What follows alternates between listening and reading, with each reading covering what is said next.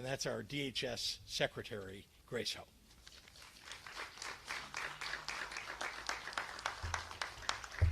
Thank you, Governor. It certainly is a pleasure and an honor to be a part of your administration. And good afternoon, everyone. It's wonderful to be here at Christopher House. The changes that the Governor announced today were made possible through his leadership and dedication, and not just during the course of his administration, but it's been a decades-long commitment to early childhood, to working families, to quality child care for young children in Illinois, and to our community of child care providers across the state. The announcements we are making today is on top of the many efforts that we have rolled out this past year and a half.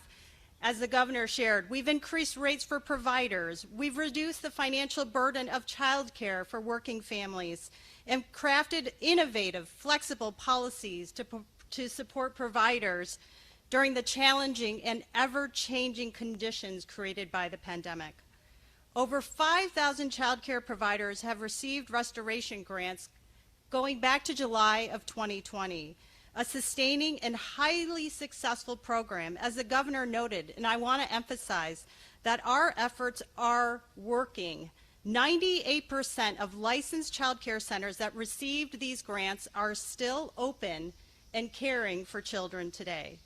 We at the Illinois Department of Human Services will not stop innovating and developing ways to ensure that we are supporting Illinois communities and families. The child care system allows parents to go to work and to have the peace of mind that their children are well cared for while they are earning a living for their families. Quality child care is something every single child deserves, a proven asset in our future, and is an investment in working families and in our state. At the Illinois Department of Human Services, we are so proud to carry out the Governor's vision, which puts families and, most importantly, our children at the center of our recovery. Governor Pritzker's courageous support for the strongest ever investment in child care programs and center in Illinois is positioning Illinois to be the best state in the nation to raise young children. To find out more information about our Child Care Assistance Program and to see if you qualify, we ask you to visit illinoiscaresforkids.org. And before I introduce our next speaker, I want to thank the thousands of child care providers, the leaders, the CEOs, the dietary workers, the people who have kept the child care centers open over these past many months. We appreciate all of the work that you have done to ensure that our frontline workers could protect the most vulnerable in Illinois. Without further ado, it's my pleasure to introduce Representative Delgado. Thank you.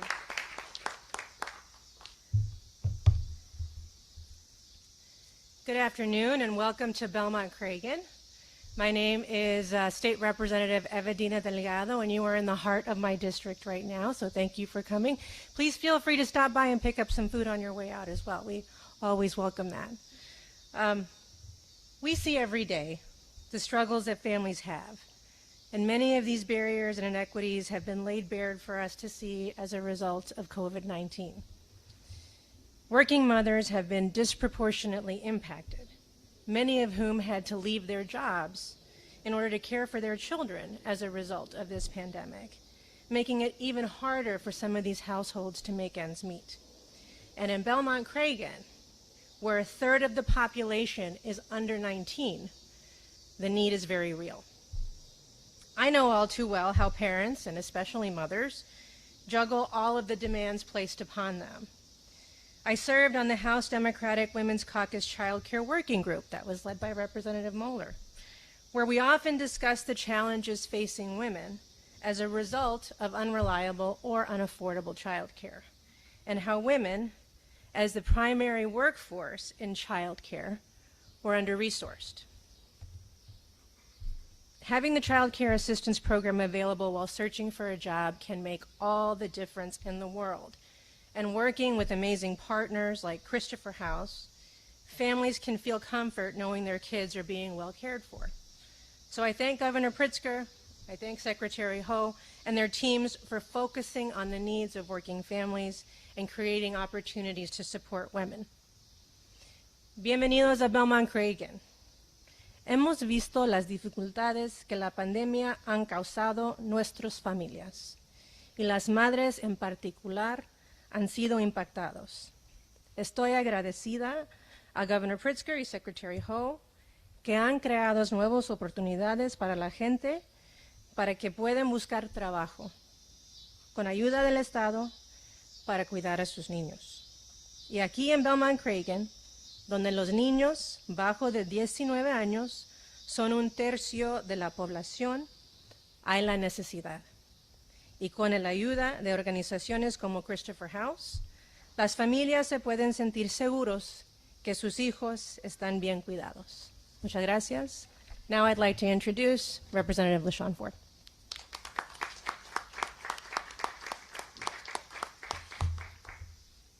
Thank you, Representative. I was kind of getting worried because I thought I had to listen for my name in Spanish, and I don't know Spanish. I'm like, oh, God.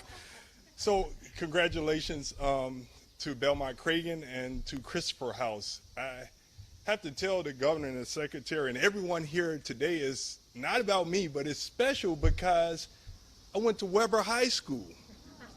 And I could see that the life that started there continues to grow. So it's very special. This was the campus that I spent 4 years of my life on, an all-boy high school, Weber High School. And so it's good to be here. And so I should say that as a teacher by profession, the one thing that we wanted was children to have a solid foundation in early childhood education. So today is a big day when the governor and Secretary Ho decides to make investments in early childhood education to make teachers' lives a little easier, to make children's lives a little easier as they work their way through the educational process. So today is an impact day, I would say, because it's going to impact children's lives, it's going to impact families, communities, the workforce, and it's going to make the people in this community and all across the state much better prepared to make Illinois the greatest state that it could be. So thank you, Governor and Secretary Ho, for supporting businesses, supporting the community-based organizations. They need this type of support to continue to do their job. And I also want to thank all of the providers as well, joining the governor and the secretary in thanking you for all that you've done. And before I leave, I drove by today and I saw the vibrance in the community and the teachers working hard to get the students in the building. It was just great to see. And we owe that to all of you, but we also owe it to Governor J.B. Pritzker and Secretary Ho for being steadfast in getting us back on track during this COVID challenge. The war is not over. We will continue to fight with the governor and secretary, and we must do everything we can to encourage people to do the right thing when it comes to getting a shot. Thank you so very much. And it is an honor to introduce a vibrant person that loves her job and talked about how she came up in the ranks, and she's a motivator and a role model. Cynthia Ortiz, the site director. Cynthia.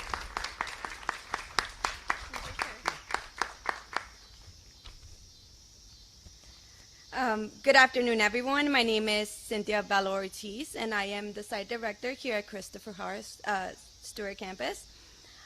I'm also proud to share that I've been an early childhood teacher here since we first opened our doors in 2013. I want to close out this afternoon by again sharing the thanks with Governor J.B. Pritzker and to everyone who made this initiative possible. At Christopher House, we've done everything in our power to help our young scholars and their families navigate the challenges of the last 18 months. We have managed the opening and closing of our classrooms. We've created virtual curriculums. We worked with families making sure that they had the proper resources to help their children at home. And now we're safely open our doors again to our on-site instruction. We are so happy to have our scholars back. And it took all of us at Christopher House, including our city, our state, and our federal partners to make this possible. We are so proud of the resilience demonstrated by everyone in our community, especially those on our Christopher House team. And to you and all our early childhood teachers, to all of our support staff, thank you. You've been here on site day in and day out to help our young scholars learn, dream, and achieve, and we couldn't have done it without you. And that is why I'm so excited that you all received this much-deserved recognition. I'm so proud of everything we have achieved here at Christopher House, and I am so grateful to have leadership in Illinois who recognizes the impact that we have in our communities and the future of this city. Thank you again. And furthermore, back again with our Governor, Eva Pritzker. Thank you very much, Cynthia, and happy to take questions from members of the media. Marianne. Sure. So the federal government has provided resources for us to be able to help build out our early childhood infrastructure in the state. So these are the vast majority federal dollars that we're announcing today. I'm sorry, the other part of your question was just how much? Oh, literally the hundreds of millions of dollars that I cited in my remarks. This is $250 million, $300 million as one part of the program. And we're, again, trying to enhance the retention rate of folks in early childhood, as well as help to build out capability, capacity for young children. There might be some who say this is campaign-driven. What do you say? Oh my goodness, can you see what the need is in Illinois for early childhood care as well as education? And I think you know that this has been a high priority for me since long before I became governor. So this is just a continued fulfillment, as I have during the last 3 years, to fulfilling on a promise to expand our early childhood capacity in the state. If you didn't have that COVID money, would it have been impossible or? Not impossible, but a whole lot harder, there's no doubt. And remember that the pandemic really has brought additional challenges, many additional challenges to the early childhood infrastructure of the state. You know, if you've had to socially distance and you might need more personnel in your child care center because of COVID-19 to make sure the kids are kept safe, that's an additional cost that many child care providers just can't bear themselves. And so making sure that they get reimbursement that they're owed, making sure that we're providing them with grants as we did throughout last year, and then a continued grant program this year. This is all part of making sure that people can get back to work. Governor, the clean energy bill apparently is just passing out of the Senate now, heading towards you. Can you comment on this bill, and can you address concerns that it could mean down the road if there's not enough solar or wind energy to replace the electricity that will be backed off from other sources, that it could result in rate increases for people? Well, first of all, I am very proud and pleased to see that Illinois is going to be one of the leading states in the nation when it comes to addressing climate change. This climate bill, this energy bill, really is transformative.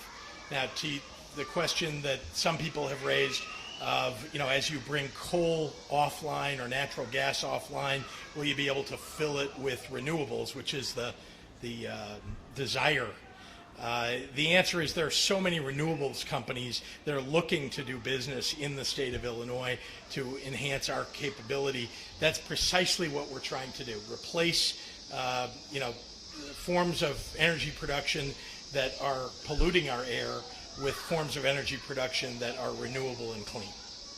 Could we also ask you just about your mandate for in-person learning? There are a lot of children now coming down with COVID, and a lot of parents raising concerns that they would like to be able to go hybrid or some form of that. Would you support that? Would you recommend going that direction with the way we're seeing COVID numbers? Well, the State Board of Education has actually provided provisions for that, so that local schools that feel that they cannot provide properly enough in-person learning because there are outbreaks can provide online or other methods of delivery of assignments and work that kids can, so they can keep up with their class. But we are attempting heartily to keep our schools open. to make sure that we're keeping our kids safe, and teachers and parents and grandparents that interact with the school on a regular basis safe. Even though there is a rise in cases, I will say that oftentimes the rise in cases has been commensurate with areas where people are not wearing masks, and some schools that have been defiant of wearing masks. And so I'm hopeful that people will see that masking and vaccinations are the way to go. Some of the general numbers seem to be going down, COVID, some of the numbers generally. Do you have some metrics in mind that would say we could be moving away from an indoor mask mandate anytime soon? I couldn't give you a date on when we might be able to alleviate some mitigations, but it's certainly heartening to see, as I have, that hospitalizations are not going up. That's a very important indication that maybe things have flattened out. And of course, we've got to watch those case numbers. But the relationship between the case numbers and the hospitalizations has not been particularly clear during Delta. And so we're watching it very closely. And again, I'm hopeful that, for all of our sakes, I think none of us prefer to wear masks indoors or prefer to, have to follow mitigations. But this pandemic, unfortunately, is still with us, so we're just going to have to be careful. And where do you think we stand? Some of the numbers look a little stronger. I don't think stronger is the right word, but perhaps Better. more encouraging. Yeah, I'm always encouraged when numbers are, flattening out. The case numbers, hospitalization numbers, are declining. That's what we want to see, declines over a 14-day. That's sort of a normal incubation period, as we've all come to understand. And so I'm very hopeful, and I watch those numbers very closely. And I also listen closely to Dr. Ezike. Governor, do you have numbers of how many families in the state is being affected by the COVID-19 and have no access to the child care? I'm sorry, I could not hear you. Do you have some numbers of how many families in the state is being without child care access and how this is going to benefit? I'm not sure I could accurately portray the number of families that haven't been able to get child care, but I can tell you that we've had, as a result of COVID and many parents who are staying home to take care of their child, there are tens of thousands fewer parents who have been able to get child care. And so that's why we're expanding the capacity for people to get it, and specifically so people can, while they're searching for work, when they aren't necessarily eligible for the Child Care Assistance Program already, we're making them eligible. Will it be a hard 3 months, or might it be extended if their jobs aren't available yet? So the 3 months begins when somebody begins that search process, and certainly we'll continue to look at extending it. We want everybody to be able to go get a job.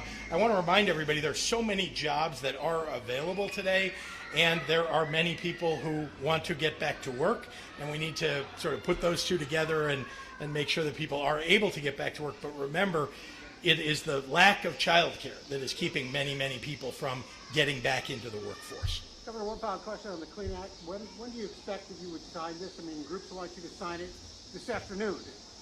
Well, as I announced the other day, I want to sign it as soon as possible. Frankly, the people of Illinois, the people of our nation, of the globe, can't wait for a clean energy future. So sooner is better.